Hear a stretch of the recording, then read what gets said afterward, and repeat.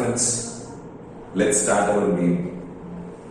ఎందులో అయినా గెలుపు సాధించాలి అంటే అది మన మీద మనకున్న విశ్వాసం మీద ఆధారపడి ఉంటుంది. సో మీ మీద మీకున్న నమ్మకాన్ని ఏ ఒక్క సెకండ్ కూడా డిస్టర్బ్ చేయమాకండి. If you think you can, if you think you can't, your right. మీరు చేయగలను అనుకున్నా, మీరు చేయలేననుకున్నా మీరు రైట్. అంటే మీరు చేయగలను అనుకుంటే చేయగలుగుతారు, చేయలేను అనుకుంటే చేయలేరు. బికాస్ మీ మైండ్ మీ బానిసండి. మీరు ఏ ఇన్స్ట్రక్షన్ ఇస్తే అదే మీ మైండ్ చేసి పెడుతుంది. సో ఎప్పుడు మీ నమ్మకాన్ని డిస్టర్బ్ చేసుకోమాకండి. ఇది మీకు గుర్తుండడానికి ఒక చిన్న ఇన్సిడెంట్ చెప్తాను. విల్ స్మిత్ ఒక పాపులర్ హాలీవుడ్ యాక్టర్.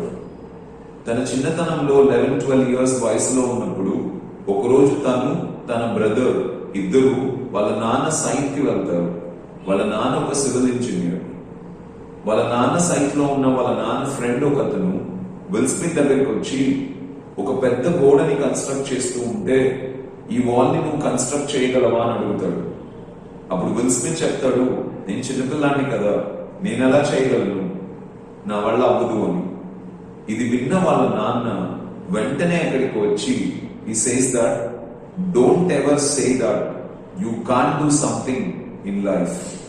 నీ జీవితంలో ఎప్పుడు కూడా నేను ఒక పని చేయలేను అని చెప్పొద్దు అని చెప్పి వాళ్లతోనే ఆ గోడని కన్స్ట్రక్ట్ చేయిస్తారు. ఆల్మోస్ట్ స్కూల్కి వెళ్తూ స్కూల్ నుంచి వచ్చిన తర్వాత ఈవినింగ్ టైమ్స్ వాళ్ళిద్దరూ ఆ గోడని కన్స్ట్రక్ట్ చేస్తారు. తన బ్రదర్ ఆల్మోస్ట్ 6 to 8 months పడుతుంది. బట్ స్టిల్ వాళ్ళతోనే చేయిస్తారు. సో వాళ్ళే చేయడం వల్ల వాళ్ళకి చిన్నప్పుడు ఒక యాటిట్యూడ్ సెట్ అయిపోతుంది. నేను చేయగలను అనుకుంటే చేయగలను, చేయలేను అనుకుంటే చేయలేను అని.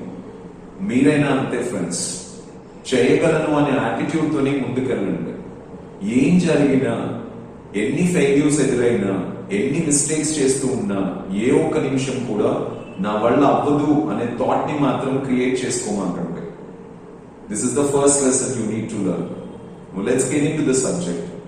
మనం నిన్న డిస్కస్ చేసినట్టు ఇంగ్లీష్ ని మనం 3 parts లో వర్కౌట్ చేయాలి అని చెప్పాను. 1 grammar, 2 vocabulary, 3 passages, that is reading comprehension. ఈరోజు first let us start with grammar.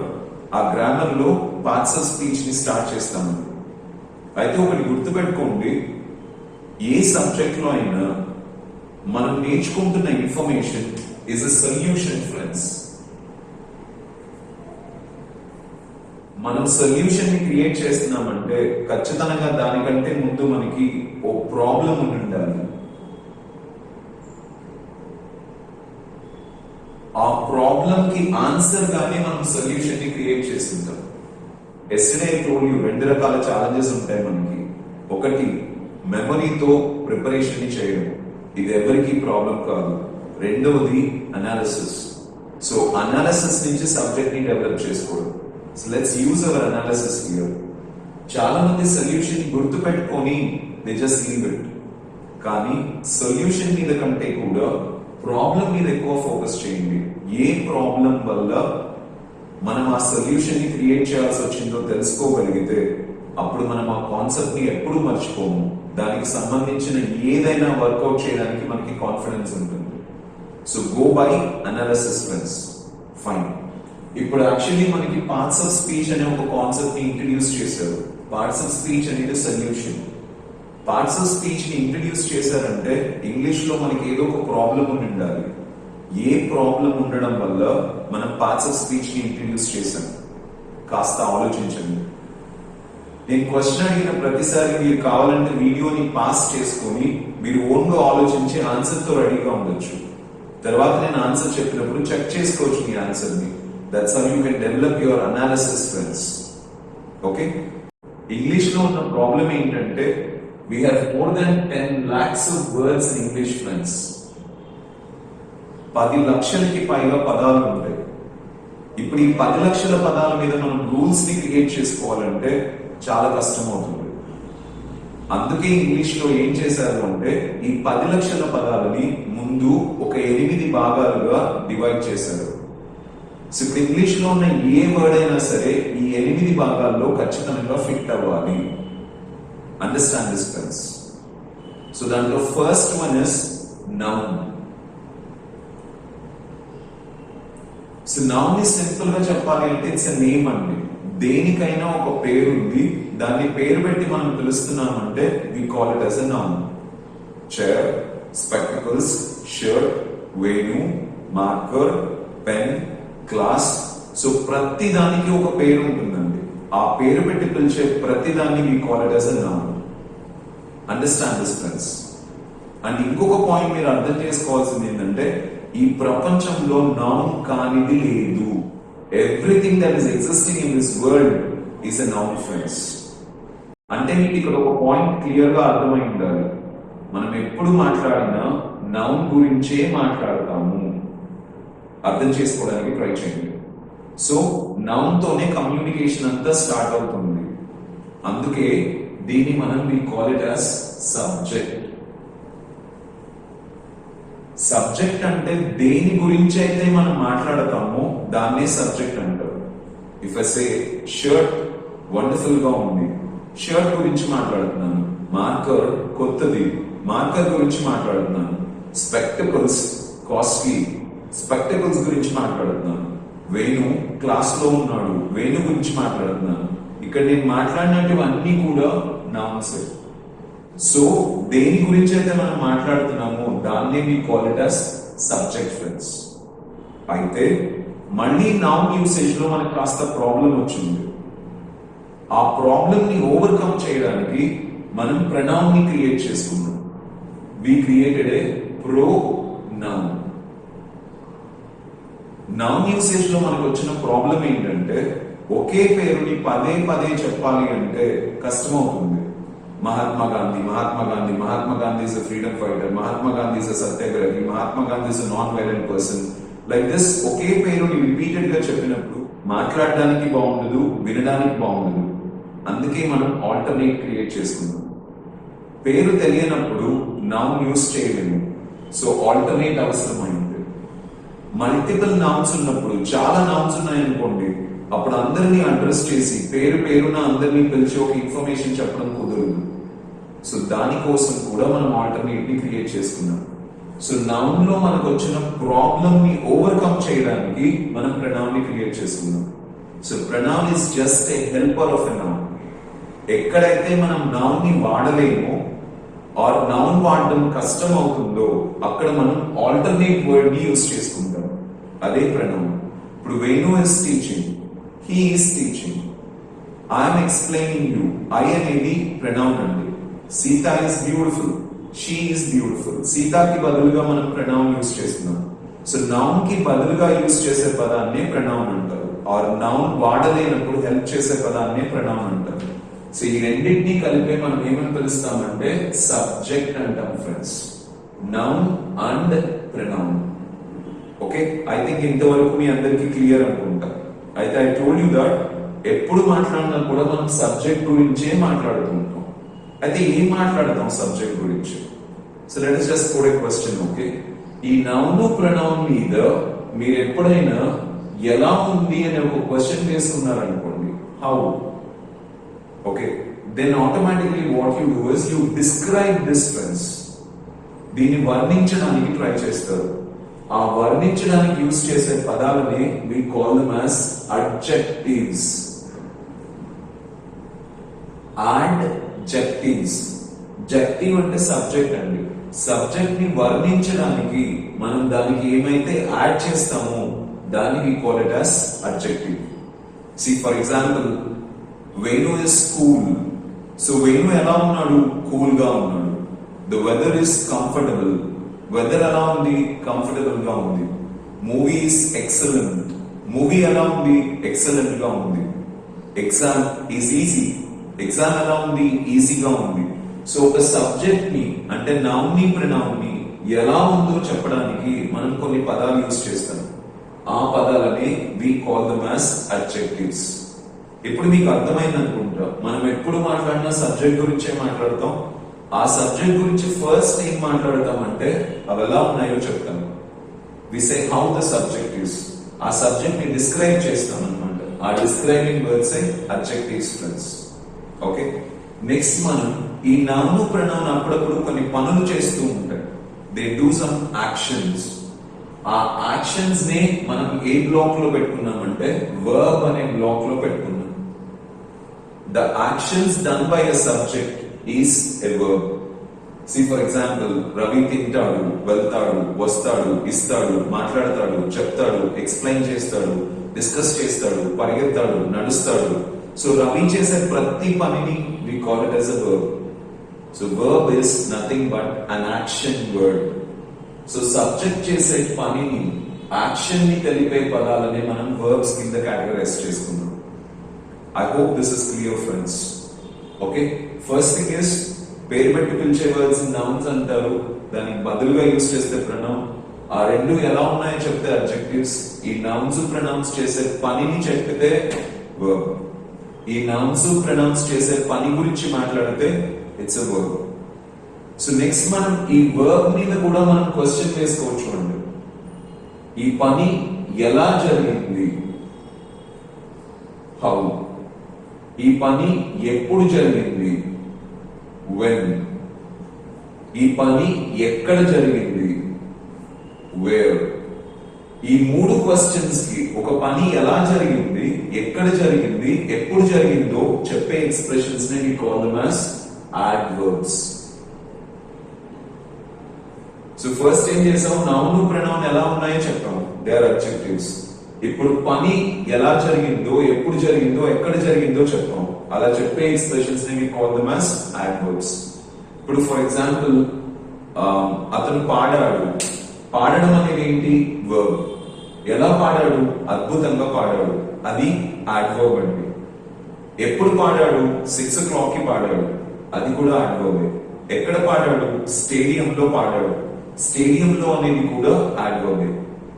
So అద్భుతంగా పాడాడు, ఎలా పాడాడో చెప్తుంది. 7 o'clock కి పాడాడు, ఎప్పుడు పాడాడో చెప్తుంది. స్టేడియంలో పాడాడు, ఎక్కడ పాడాడో చెప్తుంది.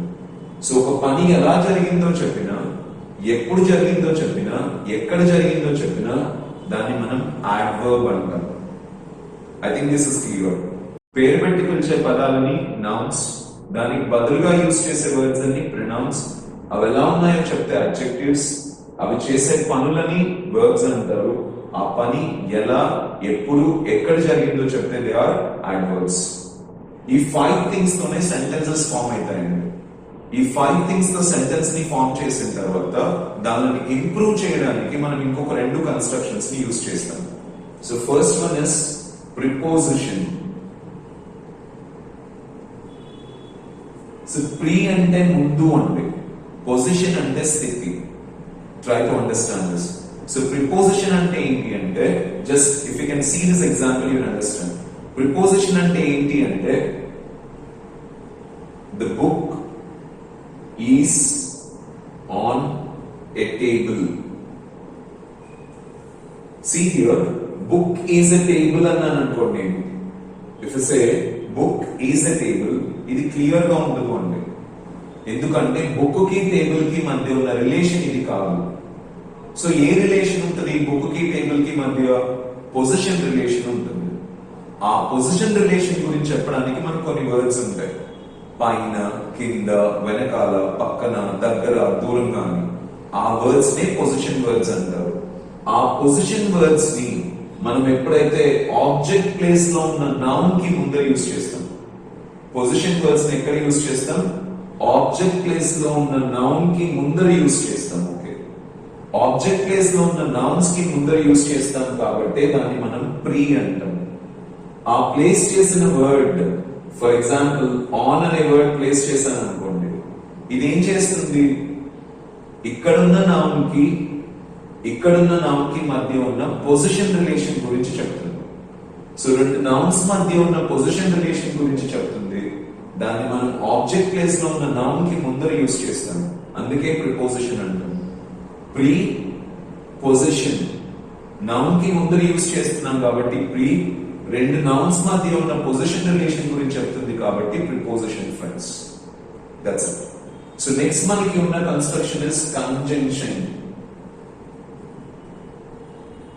కంజంక్షన్ ఎందుకు యూజ్ చేస్తాం మనము అంటే బేసిక్ గా మనం సెంటెన్సెస్ ఫార్మ్ చేయడానికి ఇవి సరిపోతాయి అని చెప్పారు. అయితే కమ్యూనికేషన్ ని మనం కంటిన్యూ చేయాలంటే సెంటెన్సెస్ గా మనం మాట్లాడలేము. సో ఆ సెంటెన్సెస్ ని కనెక్ట్ చేసుకుంటూ వెళ్ళాలి. ఫర్ ఎగ్జాంపుల్, నేను మార్కెట్ కి వెళ్ళాను, నేను రవి వాళ్ళ ఇంటికి వెళ్ళాను, నేను హైదరాబాద్ వెళ్ళాను, నేను పార్కుకు వెళ్ళాను అని చెప్పాను అనుకోండి, మీకు క్లారిటీ ఉంటుంది. అదే నేను ఈ నాలుగింటిని కనెక్ట్ చేశాను అనుకోండి, నేను ముందు మార్కెట్ కి వెళ్ళాను, అక్కడి నుంచి రవి వాళ్ళ ఇంటికి వెళ్ళాను, అక్కడి నుంచి పార్కుకు వెళ్ళాను, అక్కడి నుంచి హైదరాబాద్ కి వెళ్ళాను. ఇప్పుడు అక్కడి నుంచి అనే వర్డ్ తో ఈ నాలుగింటిని కనెక్ట్ చేశాను. సో ఇప్పుడు మీకు క్లారిటీ ఫామ్ అయింది. ముందు ఏం స్టార్ట్ చేశాను, తర్వాత ఏం చేశాను, తర్వాత ఏం చేశాను, తర్వాత ఏం చేశాను. అలాగే if I take an example, ఆమె పేదది, షీఈస్ పూర్. ఆమె పేదవాళ్ళకి సహాయం చేస్తుంది, షీ హెల్ప్స్ ద పూర్.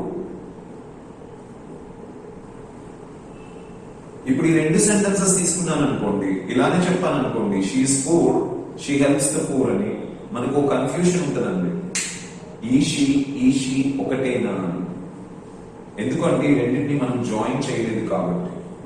కానీ జాయిన్ చేయగలిగారు అనుకోండి, అప్పుడు ఆటోమేటికలీ ఒకటే అని అర్థం అవుతుంది. She is poor and she helps the poor. ఆమె పేదది, ఆమెనే పేదవాళ్ళకి సాయం చేస్తుంది. ఇప్పుడు అండ్ ఏం చేసింది, మనకి కంప్లీట్ మీనింగ్ ఇచ్చింది, క్లారిటీ ఇచ్చింది. That is how conjunction is used. So రెండు సెంటెన్సెస్ ని జాయిన్ చేయడానికి, క్లారిటీని తీసుకురావడానికి యూజ్ చేసే పదాన్ని కంజంక్షన్ అంటారు. అయితే కంజంక్షన్ లో ఉన్న ఇంకొక బ్యూటీ, ప్రిపోజిషన్ లో ఉన్న ఇంకొక బ్యూటీ ఏంటంటే, just by changing preposition and conjunction we can change the sense of a sentence అండి. ఇప్పుడు చూడండి, ఇక్కడ బుక్ టేబుల్ పైన లేదు, టేబుల్ కింద ఉంది అని చెప్పాలనుకోండి, సెంటెన్స్ అంతా మార్చాల్సిన అవసరం లేదు, ప్రిపోజిషన్ ఒకటి మారిస్తే చాలు. Okay, the book is under the table అంట.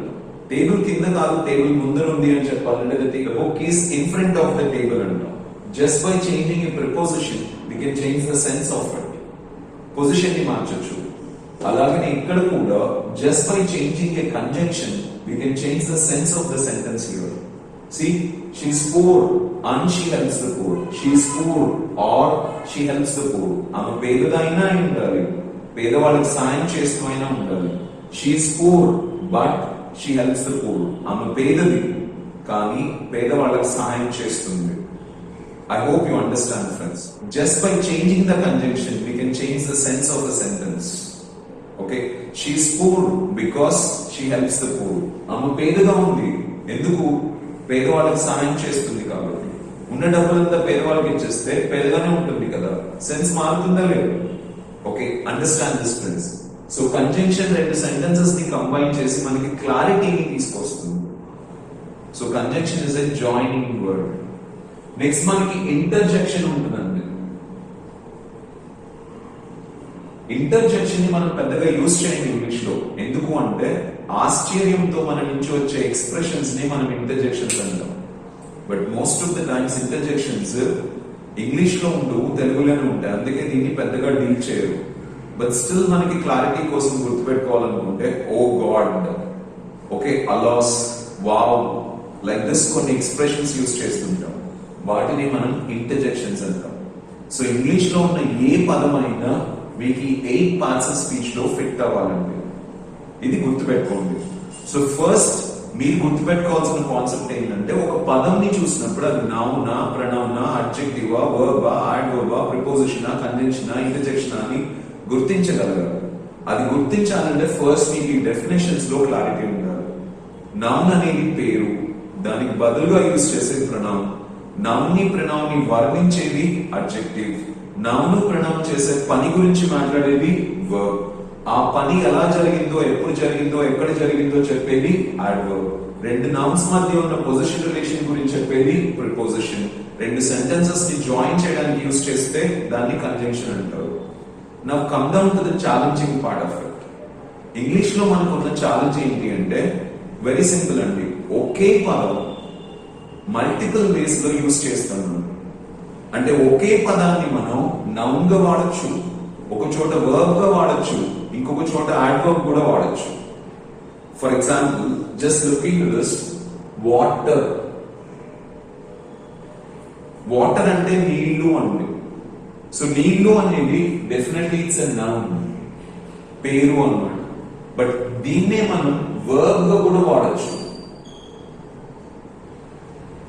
ఐ వాటర్ ద ప్లాంట్స్, నేను నీళ్లు పోస్తాను చెట్లకి. ఇక్కడ పోయడాన్ని మనం ఏమంటున్నాం? వాటర్ అంటున్నాం. I water the plants. Try to understand this. Noun నే మనం ఎలా యూజ్ చేసాము? వర్బ్ గా కూడా యూజ్ చేసాము. I can give you another example. Milk. Milk అంటే ఏంటి? పాలు. ఇది నౌన్ అండి, పేరు. కానీ my mother milks the cow, they milk the cow.